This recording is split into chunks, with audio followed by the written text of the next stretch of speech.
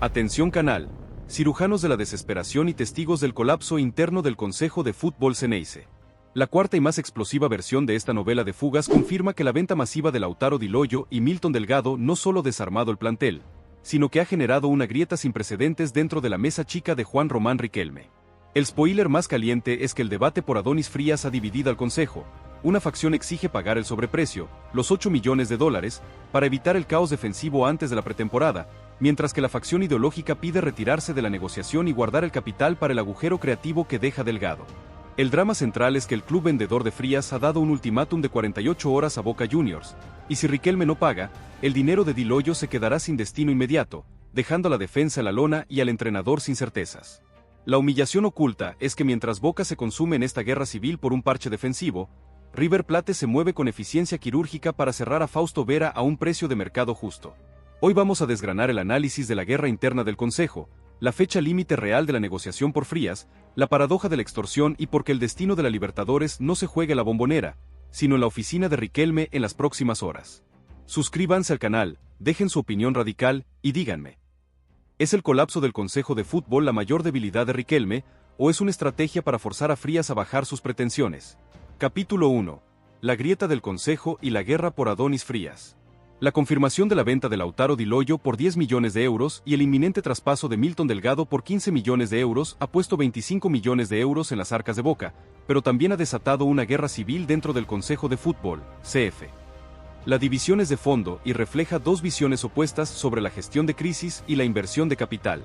El foco del conflicto es Adonis Frías, el central elegido para reemplazar a Di Loyo y el único parche de jerarquía inmediata que Boca puede cerrar a esta altura. La postura pragmática, la urgencia a esta facción, consciente de que la pretemporada está a días de comenzar, exige pagar inmediatamente los $8 millones que pide el club de Frías, el sobreprecio de la extorsión, para cerrar al central. Su argumento es la estabilidad. La defensa no puede empezar el año en el caos. Paguemos el sobreprecio de $2 millones y estabilicemos la saga. El caos defensivo nos costará la copa.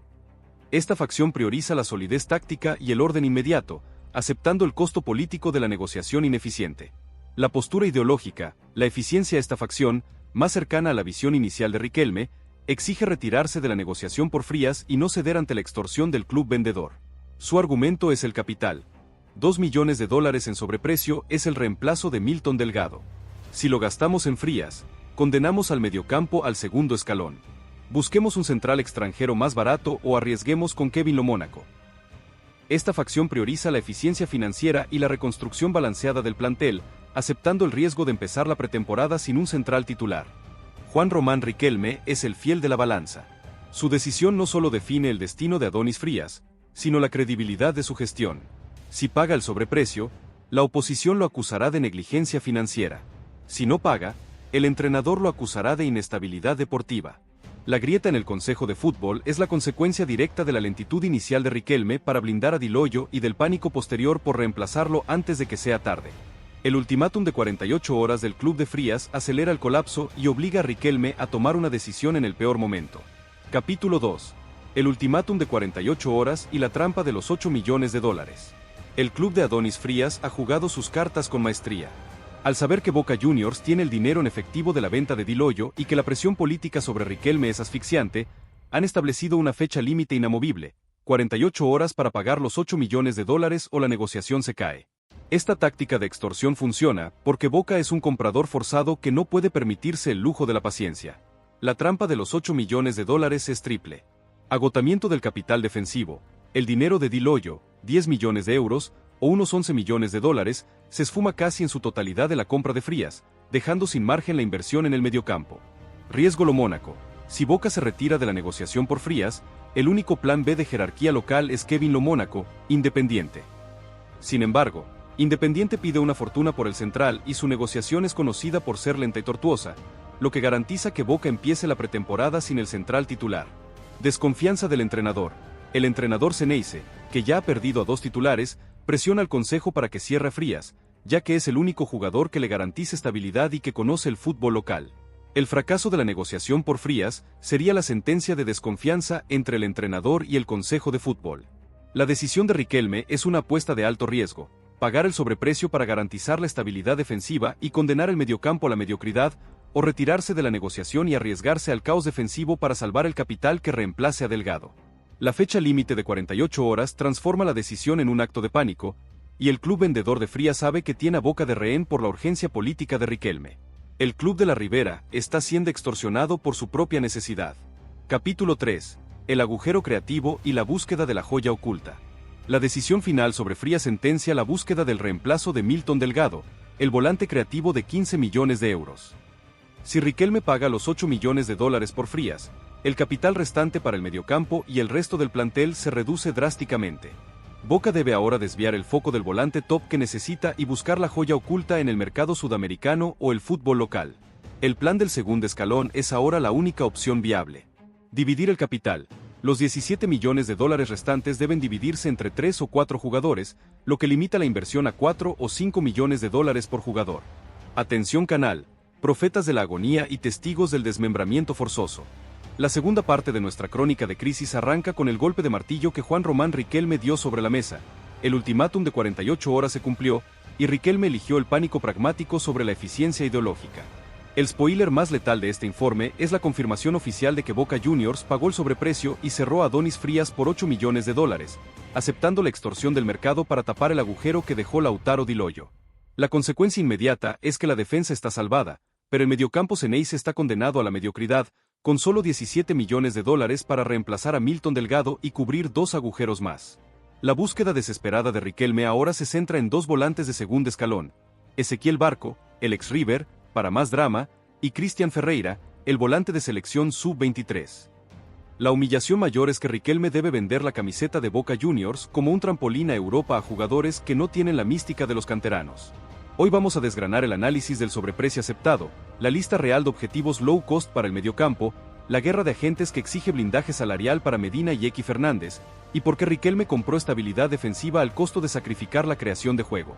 Suscríbanse al canal, dejen su opinión sin filtro, y díganme. ¿Pagar 8 millones de dólares por Frías fue el único movimiento posible, o Riquelme ha condenado la Copa Libertadores por miedo al caos? Capítulo 1. La rendición ante la extorsión. Adonis Frías cerrado y el precio de la paz. El ultimátum de 48 horas del club de Adonis Frías fue el punto de quiebre que rompió la grieta interna del Consejo de Fútbol. Riquelme y la facción pragmática se impusieron a la ideológica, y la decisión final fue pagar los 8 millones de dólares al contado. Adonis Frías es el nuevo central de Boca Juniors, y su fichaje se confirma como el parche de emergencia más costoso de la gestión Riquelme. La elección de Riquelme fue dolorosa pero lógica: priorizar la estabilidad defensiva y evitar el caos que hubiese significado empezar la pretemporada sin un central de jerarquía para reemplazar a Lautaro Di Loyo. La rendición ante la extorsión tiene consecuencias políticas y financieras inmediatas. Sacrificio del capital. Los 10 millones de euros, unos 11 millones de dólares, de la venta de Di Loyo se esfumaron en el fichaje de Frías, dejando un margen de solo 3 millones de dólares para operar en otras zonas. Riquelme usó todo el capital de la cantera para comprar un reemplazo forzoso. Triunfo de la oposición. La oposición política tiene ahora el argumento perfecto. Riquelme vendió barato, 10 millones por una joya, y compró caro, 8 millones por un parche. La acusación de negligencia financiera es inminente y pone en jaque el control de Riquelme sobre el club. Paz con el entrenador. El entrenador Xeneize tiene ahora la certeza defensiva que tanto exigía. La llegada de Frías da estabilidad a la saga y permite la planificación táctica de la pretemporada. Frías es un gran central, con personalidad y experiencia, y su fichaje es un acierto deportivo, pero una derrota financiera. La nueva defensa de Boca, con Frías como líder, está salvada, pero el sacrificio económico ha condenado al mediocampo a la austeridad. Riquelme compró tiempo y estabilidad, pero hipotecó el resto de los 25 millones de euros en una sola posición. La rendición ante la extorsión es el precio de la paz para Boca Juniors. Capítulo 2. El vacío creativo. 17 millones para el caos del mediocampo. Con 8 millones de dólares ya gastados en la defensa, la operación 5x25 de Riquelme se reduce drásticamente a la operación 3x17. El vacío creativo que deja Milton Delgado, el volante ofensivo vendido por 15 millones de euros, es el mayor agujero táctico del plantel. Riquelme tiene 17 millones de dólares para reemplazar a Delgado y cubrir 2 posiciones más, un lateral y un extremo. La nueva realidad financiera obliga a Riquelme a virar la estrategia y abandonar el sueño de un volante top, como Fausto Vera. La búsqueda desesperada se centra ahora en volantes de segundo escalón o jugadores con potencial de reventa que necesiten un relanzamiento en sus carreras. La lista real de objetivos de Riquelme para el mediocampo se reduce a dos nombres explosivos que garantizan drama y atención mediática. Ezequiel Barco, el enemigo en la ribera. El ex River Plate se convierte en el objetivo más polémico de Riquelme. Barco es un jugador con talento, pero con una carrera errática en el exterior. Riquelme lo ve como un volante ofensivo de bajo costo, posiblemente una cesión con opción de compra, que necesita revancha y que puede explotar en Boca.